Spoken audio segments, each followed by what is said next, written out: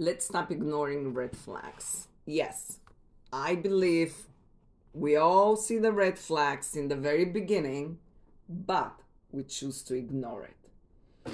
I started dating someone who was anxious avoidant, leaning towards avoidant more. I didn't know anything about attachment styles. And very early on, I remember feeling unease. I felt come close, but not so close. Like if we spent Friday, Saturday together, um, all was good. And then comes the next day, and the messages start to be very formal, cold, short, sometimes even only emojis. And I thought maybe he's busy, but that was a pattern. I started seeing a pattern. And so I felt good with him, but then when we were not together, it was just unease. My intuition was telling me something is off, but I couldn't put it into words. So I kind of kept finding excuses for it.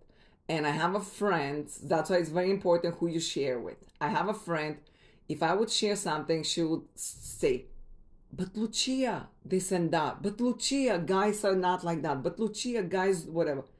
It always made me question, is it me? Maybe it's me. If she's saying like the guys don't whatever, maybe it's me. I had another friend and she said the totally opposite. You're supposed to have questions, but not that many questions in the beginning. And if you feel something, it's unease inside of you, there is something there. And maybe true or not, but you need to explore it. And so I talked to the person, and yes, sure enough, he said he had these tendencies. He didn't know about attachment styles, but he said he had this tendency of come close, not so close, and like this needing space. So I knew then, but I chose to stay. I saw he was trying to make it better and to, work on this thing. But without therapy, there's just no way you can unlearn all this programming from childhood. I didn't know it's from childhood and all that. Later on, I started researching, but I stayed a little bit too long in that relationship, although not as long as I could have stayed, which I'm very proud of myself. But I learned a lot of lessons. There is no wasted relationship or time. And looking back, I've learned so much about myself. I learned so much about attachment styles. Now I'm so confident when I go on a date. I know what questions to ask. I know what to look for. And most importantly, I listen to my intuition. And I'm very blunt with myself. If I see a red flag, I know it's a red flag. I'm not going to ignore it again. And the intuition that we have usually spot on.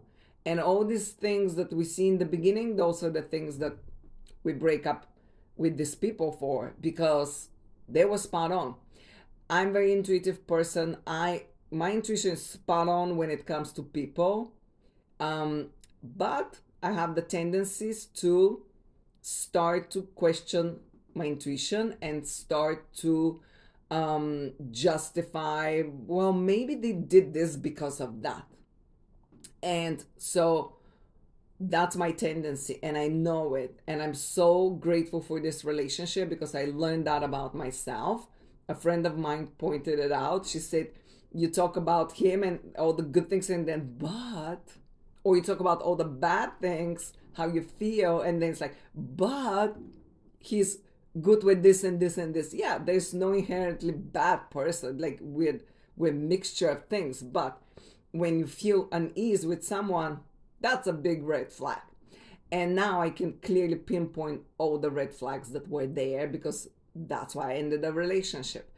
So listen to intuition, and most importantly, look at the actions, not the words. Don't listen to the words. Look at their actions and listen to your heart, how you feel with them and not with them, how you feel. Okay, that's it for today's video. Ciao. Have a great day.